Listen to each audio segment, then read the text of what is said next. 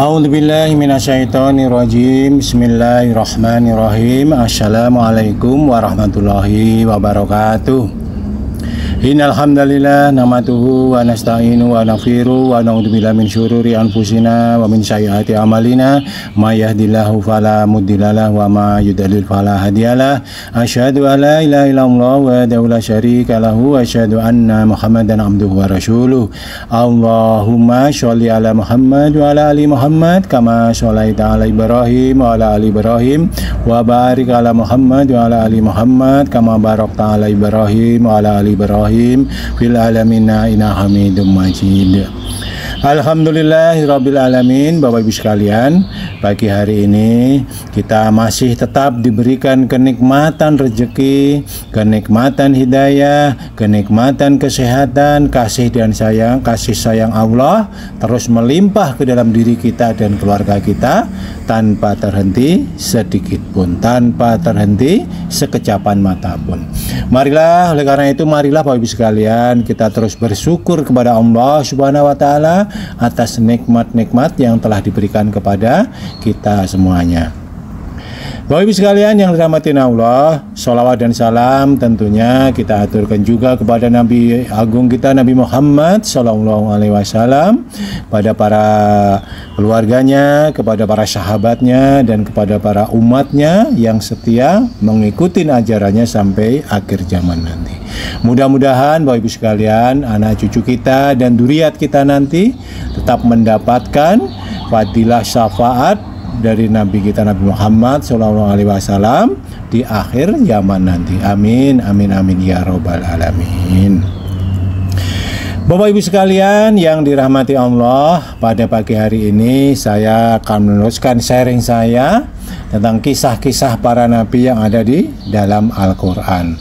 Pagi hari ini adalah kita akan melanjutkan kisah tentang Nabi Adam alaihissalam, yaitu pelajaran-pelajaran apa yang bisa kita ambil, ibrah apa yang bisa kita petik dari kehidupan dan kisah Nabi Adam alaihi wasallam. Nah, Bapak Ibu sekalian yang dirahmati Allah, Allah Subhanahu wa taala mengkisahkan di dalam Al-Qur'an tentang Nabi Adam alaihissalam adalah sebagai bapak dari seluruh umat manusia. Begitu juga Nabi Muhammad Sallallahu Alaihi Wasallam telah bersabda di beberapa hadis tentang kisah Nabi Adam alaihissalam ini adalah agar kita bisa mengambil pelajaran, kita bisa mengambil hikmah dan juga memetik ibrahnya dari kisah-kisah tersebut untuk menambah keilmuan kita, meningkatkan keyakinan kita, mempertebal keimanan kita, dan tentunya adalah terus menambah ketaatan kita kepada Allah Subhanahu wa taala dalam menjalankan syariatnya.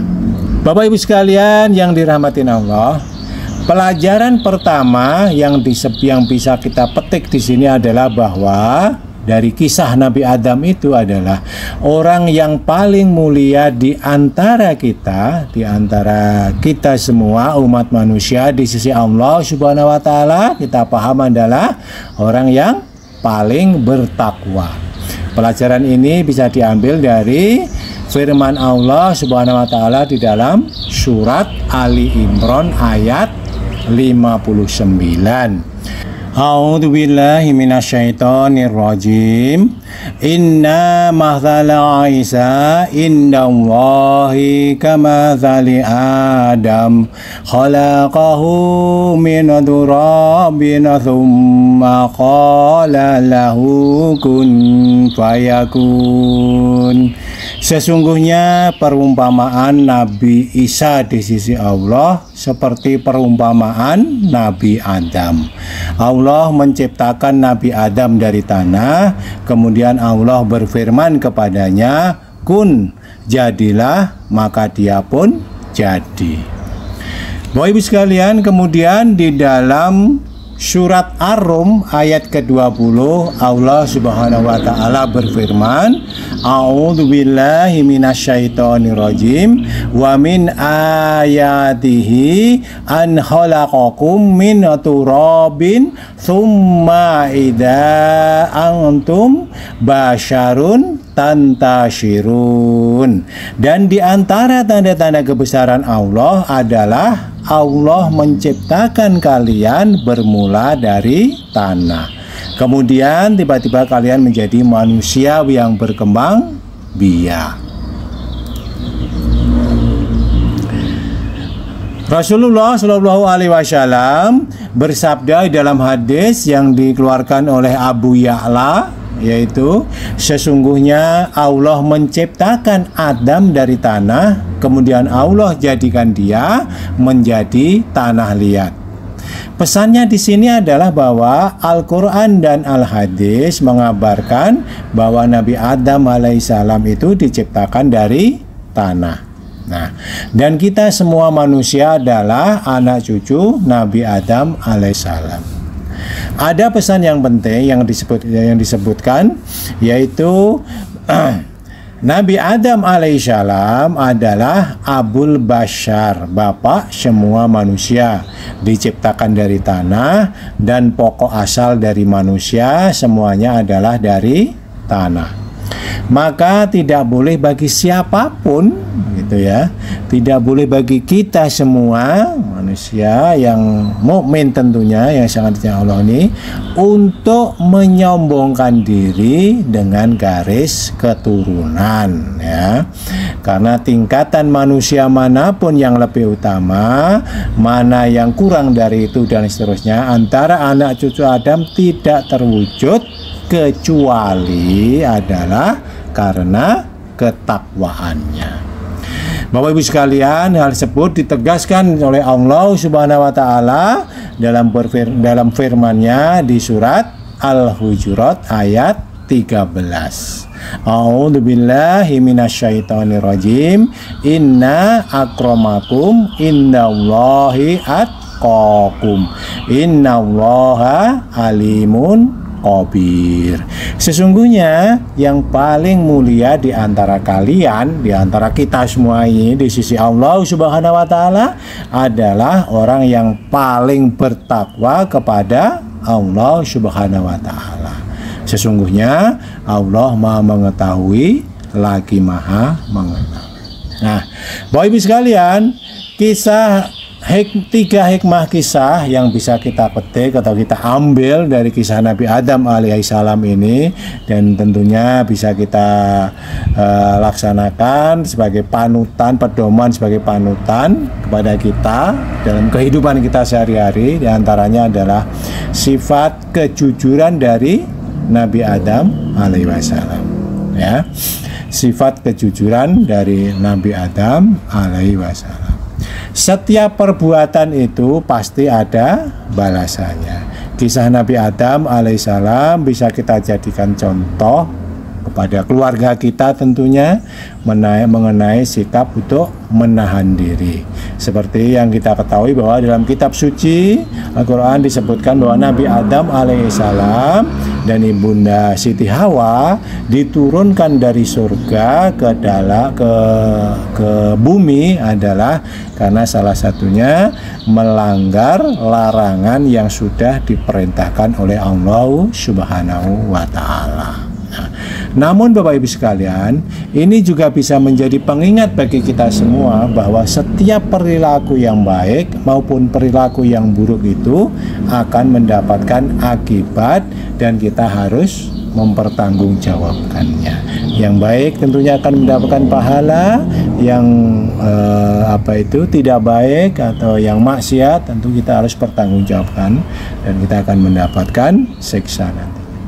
Bahkan seorang nabi sekalipun kita melihat ya Bapak Ibu sekalian ya, seorang nabi sekalipun pasti akan menanggung akibat dari perbuatannya yang melanggar perintah Allah. Nah, Kisah ini Bapak Ibu sekalian bisa kita sampaikan kepada keluarga kita, khususnya kepada anak-anak kita ya, agar berpikir lebih dahulu apabila akan melakukan sesuatu kegiatan atau melakukan atau bertindak segala sesuatunya, karena mereka harus paham bahwa apa yang dilakukan nantinya harus dipertanggungjawabkan. Apakah perbuatan yang akan dilakukan itu melanggar syariat agama atau tidak? Nah, jadi Bapak Ibu sekalian, Nabi Adam pun ketika beliau melakukan suatu dalam tanda kutip kesalahan, yaitu melanggar perintah Allah, tidak boleh mendekati satu pohon apalagi sampai memakannya, tapi karena godaan iblis ya, godaan syaitan yang sangat super dahsyat itu menggoda kita semua juga sampai hari ini, dari sebelah kiri kita, dari sebelah bawah kita, dari sebelah kanan kita, dari depan kita, dari belakang kita, sehingga Nabi Adam alaihissalam pun sempat juga tergelincir dan memakan buah dari pohon yang dilarang oleh Allah Subhanahu wa Ta'ala. Karena itu Allah pun memberikan balasannya, diantaranya ketika Nabi Adam alaihissalam sudah memakan buah itu, maka seluruh pakaian yang dikenakannya langsung hilang, jatuh, melorot, ya, ambiar lah katakanlah begitu. Tapi Bapak Ibu sekalian, yang salah yang juga bisa kita petik dalam hal ini adalah ketika Nabi Adam alaihissalam dan istrinya mengetahui bahwa pakaian yang dia kenakan tiba-tiba hilang, tiba-tiba ambiar atau melorot gitu, maka beliau adalah sangat malu sekali, sehingga dia buru-buru cari-cari daun-daunan kemudian untuk menutupin tubuh dan auratnya. Masya Allah, pada saat itu Ibu sekalian, itu yang ada itu kan baru Nabi Adam dan Siti Hawa di situ, tidak ada orang lain. Ya mungkin ada apa itu iblis, entah di mana tempatnya, mungkin ada masyarakat apa itu penghuni langit yang tidak terlihat oleh Nabi Adam. Tapi Nabi Adam alaihissalam sangat malu bahwa tubuhnya itu kelihatan, aurat, apalagi auratnya kelihatan, maka buru-buru semuanya segera ditutupinya. Oleh karena itu Bapak Ibu sekalian, itu juga menjadi pelajaran bagi kita bahwa kita harus juga bertanggung jawab untuk menutupi dalam tanda kutip ya, memberikan baju yang layak, yang syar'i kepada istri dan putra-putri kita, dan memberitahu mana-mana batas aurat dari laki-laki dan perempuan, sehingga jangan sampai kita membiarkan putra-putri kita, apalagi istri kita, keluar dari rumah misalnya tanpa mengenakan kerudung jilbab gitu. Atau kita membiarkan anak-anak kita memakai celana pendek itu ya di atas dengkul gitu, kemudian lari-lari keluar rumah kan begitu. Masya Allah, mudah-mudahan ini bisa kita jadikan ibroh bagi kita, dan jadikan kita semangat bagi kita dalam rangka untuk menjalankan syariat Allah Subhanahu wa Ta'ala. Nah, yang kedua Bapak Ibu sekalian, pelajaran yang bisa kita ambil adalah menumbuhkan rasa sabar. Dalam kisah Nabi Adam alaihissalam, beliau kan diturunkan ke bumi bersama Siti Hawa dalam kondisi terpisah, bukan bareng-bareng. Jadi Nabi Adam ya itu diturunkan dalam satu riwayat, walau alam gitu kan ya, diturunkan di India, sementara Bunda Siti Hawa diturunkan di Arafah, kan begitu. Mereka itu diturunkan dalam tempat yang terpisah, dan selama berpuluh-puluh tahun, puluhan tahun, Nabi Adam itu selalu berjalan mengelilingi bumi dalam tanda kutip, mencari Siti Hawa, melangkah dari satu tempat ke tempat yang lain untuk menemuinya, untuk mencarinya ya. Itu kan berat, puluhan Bapak, dikisahkan sekitar 40-an tahun lah kira-kira begitu.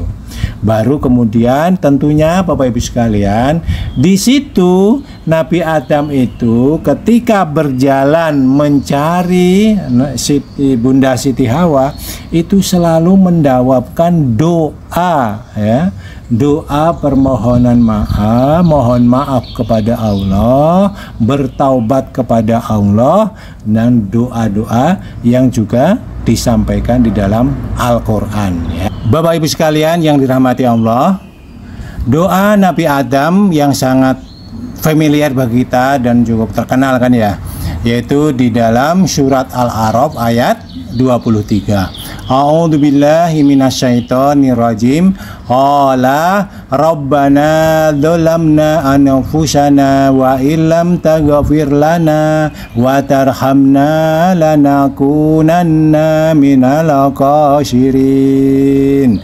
Keduanya berkata, yaitu Nabi Adam alaihissalam dan istrinya, ya Tuhan kami telah menganiaya diri kami sendiri, dan jika Engkau tidak mengampuni kami dan memberi rahmat kepada kami, niscaya pastilah kami termasuk orang-orang yang merugi. Nah, Bapak Ibu sekalian, kisah tentang Nabi Adam alaihissalam ini memang cukup banyak diceritakan beberapa ayat di dalam surat Al-A'raf ini ya. Di antaranya menurut tafsir Ibnu Katsir ya, mulai dari ayat 22 sampai ayat 25 dari surat Al-A'raf ya. Tafsir Ibnu Katsir yaitu dalam Fathul Karim, Muhtasyar Tafsir Al-Quran Al-Adim karya Syekh Profesor Dr. Hikmat bin Basir bin Yasin, seorang profesor di Fakultas Al-Quran Universitas Islam Madinah. Dikatakan bahwa yang dimaksud dengan ini ayat 22 ya, turunlah kamu sekalian, ditujukan kepada Nabi Adam dan Siti Hawa istrinya, kemudian iblis dan ular dalam permusuhan Nabi Adam dan iblis. Oleh karena itu Allah Subhanahu wa taala berfirman di dalam surat Toha, turunlah kamu berdua dari surga bersama-sama. Surat Toha ayat 123. Dan Siti Hawa pun mengikuti Nabi Adam alaihissalam. Allah Subhanahu wa taala berfirman, dan kamu mempunyai tempat dan kamu mempunyai tempat kediaman dan kesenangan di muka bumi sampai waktu yang ditentukan, yaitu tempat tinggal dan usia yang telah ditetapkan sampai waktu yang ditentukan berdasarkan apa yang telah dicatat menggunakan pena, ditetapkan oleh takdir dan digariskan di dalam kitab yang pertama di Lauhul Mahfuz. Ibnu Abbas mengatakan sehubungan dengan makna firman Allah Subhanahu wa taala, yaitu kalimat mustaqarrun, bahwa makna yang dimaksud ialah sebuah makam. Ibnu Abbas berkata bahwa mustaqarrun adalah makam, dan diriwayatkan juga dirinya bahwa mustaqarrun adalah tempat tinggal di muka bumi dan di bawahnya. Allah Subhanahu wa taala berfirman di dalam ayat ke-25 surat Al-A'raf adalah, di bumi itu kamu hidup dan di bumi itu kamu nanti mati, dan dari bumi itu pula kamu akan dibangkitkan. Sebagaimana dalam firman berikutnya adalah, dari bumi tanah itulah kami menjadikan kalian dan kepadanya kami akan mengembalikan kalian, dan darinya kami akan mengeluarkan kalian pada kesempatan yang lain, yaitu di dalam surat Toha ayat 55. Allah Subhanahu wa Ta'ala juga memberitahukan bahwa Dia menjadikan bumi sebagai rumah untuk anak cucu Adam selama masa hidupnya di dunia. Di sana mereka hidup dan di sana pula mereka akan mati dan menjadi kuburan bagi mereka. Dari dunia juga mereka akan dibangkitkan, maksudnya mereka itu adalah kita-kita umat manusia, pada hari kiamat di mana Allah mengumpulkan semua makhluk dari yang pertama sampai yang terakhir. Kemudian Allah membalas masing-masing makhluk sesuai dengan amalnya. Bapak Ibu sekalian, di dalam tafsir ringkas Kementerian Agama dalam surat Al-A'raf ayat 23 tadi tentang doa Nabi Adam alaihissalam, yaitu doa tersebut adalah menjawab pertanyaan yang merupakan kecaman Allah Subhanahu wa Ta'ala dengan penuh penyesalan keduanya, yaitu Nabi Adam dan Siti Hawa, yakni Nabi Adam dan Bunda Siti Hawa berkata, "Ya Tuhan kami telah mendolimi diri kami sendiri akibat mengikuti perkataan iblis dan melanggar larangan-Mu. Padahal Engkau telah memperingatkan kepada kami. Kami sangat menyesal dan memohon ampun kepadamu. Jika Engkau tidak mengampuni kami, menghapus dosa yang telah kami lakukan, dan memberi rahmat kepada kami dengan pemberian keridhaan, taufik dan hidayah, niscaya kami termasuk orang-orang yang rugi." Mendengar permohonan Nabi Adam alaihissalam dan Siti Hawa itu, kemudian Allah Subhanahu wa Ta'ala berfirman, "Turunlah kamu semua dari surga ke bumi. Kamu, wahai Adam dan keturunanmu, akan saling bermusuhan satu dengan yang lain, yakni syaitan dan pengikutnya, atau juga sebagian manusia menjadi musuh bagi manusia yang lain. Bumi adalah tempat kediaman sementara dan kesenanganmu sampai waktu yang telah ditentukan, yaitu kematian kamu atau hari kiamat nanti." Bapak Ibu sekalian yang dirahmatin Allah, dalam kisah Nabi Adam alaihissalam tersebut kita juga paham dan mengerti bahwa Nabi Adam akhirnya bersama Siti Hawa diturunkan di bumi dengan berpisah. Ya, dalam suatu kisah disebutkan Nabi Adam diturunkan di India, sedangkan Ibunda Siti Hawa diturunkan di Arafah.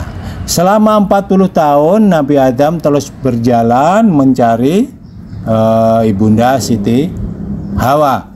Nah, kemudian setelah Allah mengampuni keduanya, maka malaikat Jibril pun menunjukkan arah kemana Nabi Adam harus pergi dan mengantarkannya hingga bertemu dengan Ibunda Siti Hawa yang saat ini kita sering melihatnya, yaitu di Jabal Rahmah di kawasan Arafah. Ya. Alhamdulillah bagi yang sudah berangkat umroh dan haji bisa menyaksikan salah satu situs tentang peninggalan Nabi Adam alaihissalam dan Ibunda Siti Hawa, yaitu Jabal Rahmah. Bapak Ibu sekalian yang dirahmatin Allah, kita juga bisa mengambil ibrah dari kisah ini, yaitu Nabi Adam alaihissalam dan Ibunda Siti Hawa segera mengakui kesalahan yang dilakukannya. Ya, segera, ya begitu kan, jadi tidak menunggu besok lusa. Nabi Adam alaihissalam bersama Siti Hawa dengan berani dan ikhlas segera mengakui dosa-dosanya, yaitu ketika kemudian seluruh bajunya terlepas sehingga auratnya terlihat, dan Nabi Adam serta Ibunda Siti Hawa segera mencari daun-daunan untuk menutupin auratnya. Kemudian segera mengakui dosa-dosanya atas kesalahan-kesalahan yang dilakukan, telah melanggar larangan-larangan yang diperintahkan oleh Allah Subhanahu wa Ta'ala. Ya. Dan mereka bersedia menerima hukuman dari Allah Subhanahu wa Ta'ala, yaitu pada saat segera mereka diperintahkan untuk turun ke bumi, tidak membangkang sebagaimana yang dilakukan oleh iblis ketika diperintahkan bersujud kepada sujud penghormatan kepada Nabi Adam. Bapak Ibu sekalian yang dirahmati Allah, hal ini dapat dijadikan pelajaran bagi kita untuk keluarga kita, bahwa mengakui kesalahan yang telah kita lakukan, meskipun kita ini sebagai ayah gitu ya, bisa dikatakan yang paling berkuasa di dalam keluarga itulah gitu. Kalau memang kita salah, ya kita harus segera mengakui kesalahan itu dan minta maaf kepada keluarga. Misalnya salah pada istri kita, ya kita mengakui. Apalagi kepada anak-anak kita, ya kita mengakui, kita maaf nak, ini Abi salah ya dalam saat ini, dalam kasus ini, katakanlah gitu. Abi minta maaf yang sebesar-besarnya. Semoga kamu bisa memaafkannya. Insya Allah menjadi orang yang terpuji. Nah, justru itu Bapak sekalian, maka kita harus berani itu mengakui dan mempertanggungjawabkan, minimal segera meminta maaf kepada yang pernah kita dolimi. Apalagi Bapak Ibu sekalian, kepada tetangga kita gitu ya, kepada saudara-saudara kita, kemudian kepada sahabat-sahabat kita. Karena apa Bapak Ibu sekalian? Kita paham benar bahwa kesalahan dan kedoliman yang kita lakukan kepada sesama manusia hanya bisa diampuni apabila kita minta maaf kepada yang bersangkutan, dan yang bersangkutan kemudian dengan ikhlas memberi maafnya. Oleh karena ya kita harus berusaha. Saya itu sudah minta maaf berkali-kali tapi dia belum ikhlas memberi maaf, bagaimana? Ya kita harus berusaha lagi mencari cara bagaimana agar yang pernah kita dolimin itu bersedia memaafkan. Tidak ada cara lain. Itu tertulis sampai nanti harus kita pertanggungjawabkan di hadapan Allah Subhanahu wa Ta'ala. Jangan sampai nanti pahala kita yang mungkin adalah sedikit juga, walau alam gitu kan ya, kemudian atas kesalahan kita yang belum dimaafkan oleh orang lain, kemudian orang tersebut mengadu kepada Allah, maka bisa jadi pahala kita akan dihilangin, diambil, disedot dan diberikan kepada orang tersebut. Ya kita kan sedih sekali. Jangan sampai kita di hari pembalasan nanti, di hari perhitungan nanti menjadi orang yang muflis, menjadi orang yang bangkrut ya. Kebaikan kita habis, pahala kita habis, bahkan kita harus menanggung dosa seseorang, harus memikul dosa seseorang karena sudah nggak ada lagi yang kita berikan, maka dosa orang itu yang diberikan kepada kita. Nah, kita menjadi orang yang bangkrut ya, habis-habisan itu ya, ludes gitu ya. Nah Bapak Ibu sekalian, Nabi Adam alaihissalam mengakui kesalahan dan dosanya itu, maka kemudian bertaubat dengan sungguh-sungguh kepada Allah Subhanahu wa Ta'ala. Nah, di dalam Al-Quran surat Al-A'raf tadi, kisah tentang Nabi Adam, turunnya Nabi Adam ke bumi, dan kemudian kisah-kisah selanjutnya bisa kita baca bersama di dalam surat Al-A'raf tersebut. Nah, Bapak Ibu sekalian yang dirahmati Allah, itu sebagian ibrah, pelajaran-pelajaran yang kita ambil dari kisah Nabi Adam alaihissalam bersama istrinya ketika masih di surga, dan kemudian menjalani kehidupannya dengan lika-likunya, dengan kesalahan-kesalahannya yang bisa kita jadikan ibrah bersama. Mudah-mudahan bermanfaat bagi kita semuanya dalam menjalani kehidupan ini, bisa mengambil hikmahnya Bapak Ibu sekalian. Kebenaran datang dari Allah Subhanahu wa Ta'ala, dan kesalahan adalah karena kefakiran saya, mohon dimaafkan dan mohon diberikan saran-saran yang hikmah sehingga bisa menjadi kebaikan kita bersama. Billahi taufiq wal hidayah.